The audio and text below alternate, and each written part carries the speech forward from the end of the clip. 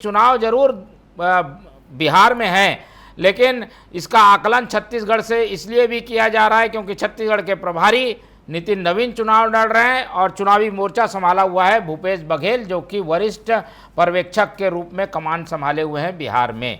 क्या होने जा रहा है वहाँ के चुनाव का, छत्तीसगढ़ में क्या कनेक्शन हो सकता है और कैसे इसका हम आकलन करेंगे कि वहाँ अगर हार होती है बीजेपी की तो यहाँ भी उसका असर पड़ेगा, या वहाँ जीत होती है तो यहाँ भी असर पड़ेगा। अजय जी,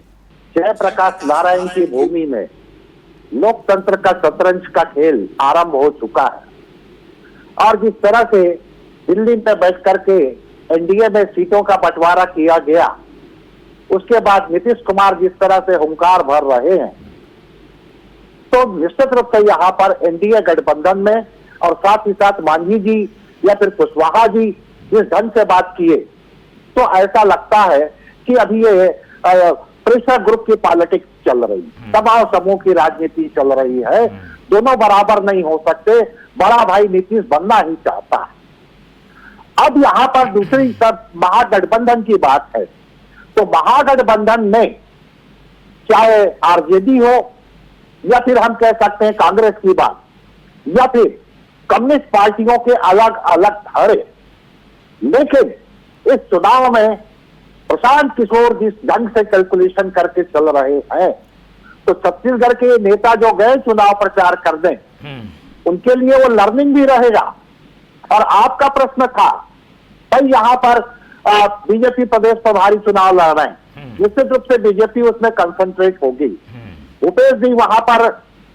ओबीसी मतदाताओं को साधने का प्रयास करेंगे, लेकिन ओबीसी मतदाताओं में अलग अलग वर्गीकरण है। नीतीश कुमार के साथ जिस तरह से अति पिछड़े लोग हैं,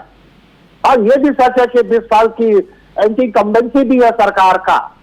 तो यहाँ पर मूल बात यह है कि प्रशांत किशोर जी के आने के बाद चाहे बीजेपी हो, कांग्रेस हो, आरजेडी हो, जदयू हो, किसी का को अभी वो कह सकते हैं कि अंधेरे में मुक्का मार रहे हैं, क्योंकि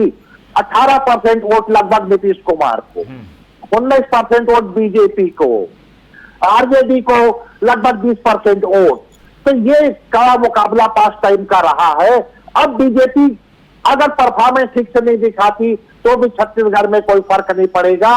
और कांग्रेस वहां जिस पोजीशन पर है, कांग्रेस डिफीट भी होती है, अगर दहाई तक पहुंच गई तो भी वो अपने आप को विनर मानेंगे, और छत्तीसगढ़ के संगठन में या फिर कांग्रेस की नीतियों में कोई असर नहीं पड़ेगा।